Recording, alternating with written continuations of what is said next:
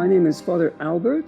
I'm from a traditional Dominican community in Belgium, the Dominicans of the Holy Rosary.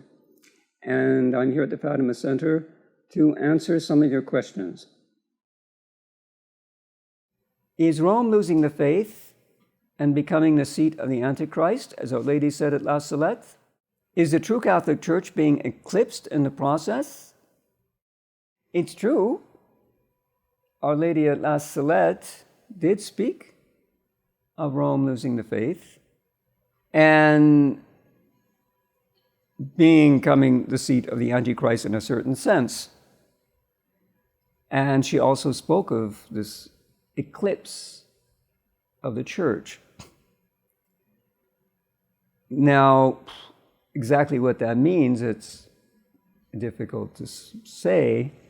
It doesn't necessarily mean that the Pope is the Antichrist, or it's simply that what's going on in Rome shows that a lot of people who have power in Rome don't have the faith anymore. And it prepares for the Antichrist in some way, that's for sure. And we can understand why Our Lady could say that. There's certainly a lot of evil going on at Rome. There's no doubt about that.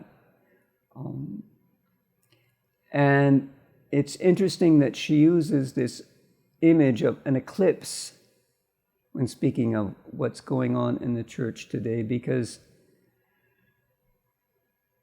that fits very well with traditional theology about the Church. The Catholic Church has 4 distinctive marks which distinguish her from all the other religious societies or any other society, period, which she and only she has, and that enable people to recognize that she is the true Church. These 4 marks are holiness, unity, Catholicity, and apostolicity. That is, the Church is holy, which means, first of all, it has the means to give holiness by the sacraments. Its sacraments sanctify souls, and also it has a significant amount of members who are holy. And that distinguishes the Church from all other human societies, because no other human society has this supernatural character of sanctity. And that mark shines out particularly in religious life. You don't find religious life anywhere outside the Catholic Church. These people who live lives of poverty, chastity, and obedience in a significant number is only found in the Catholic Church. The Church is also one because of its unity in faith, in government,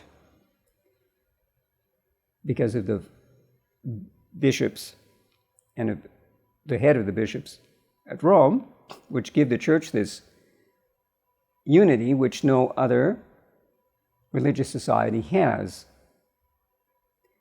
The Church also has the mark of Catholicity, that is, it's all over the world, it's universal. No other religious society is all over the world in the way that the Catholic Church has been from the very beginning and continues to be today. And finally, the Church has the mark of apostolicity because it goes all the way back by a continuous line to the apostles. The problem today is that these marks in the Catholic Church now are obscured. Its holiness is obscured by the fact that religious life, in particular, has diminished considerably since the time of the Council. You think of all the priests and religious and nuns who left, at that time, and the fact that there are very few vocations now, as well as all of these scandals that you hear about, the sanctity of the church is eclipsed. Unity as well. Before, the church was one because it was accepted by everyone that it was the Pope who alone had jurisdiction over the whole church, and it was the Pope who made the unity of the church. At Vatican II, the doctrine of collegiality was introduced, which pretends that all of the bishops, by the very fact of their consecration as bishops, share in the government of the universal church. And as we've seen and we see today, the bishops oppose the Pope as they wish. Remember when Pope Benedict XVI tried to enforce a change in the words of the consecration, to change back to the translation of the words of consecration of the precious blood. Many Episcopal conferences had changed the translation of pro multis for many, which occurs in this consecration formula. Our Lord speaks of his blood, which is shed for many, and they changed it to for all. Benedict XVI ordered the bishops to change back the translations to for many. And some Episcopal conferences, in particular the Episcopal Conference of Germany, said no,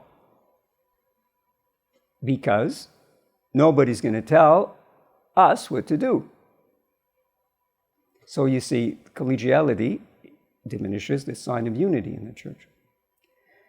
And that's obviously linked as well with the Catholicity, because the church is no longer the same everywhere. It's not universal. You have these particular churches all over the place, but you don't have one Catholic church that's everywhere the same.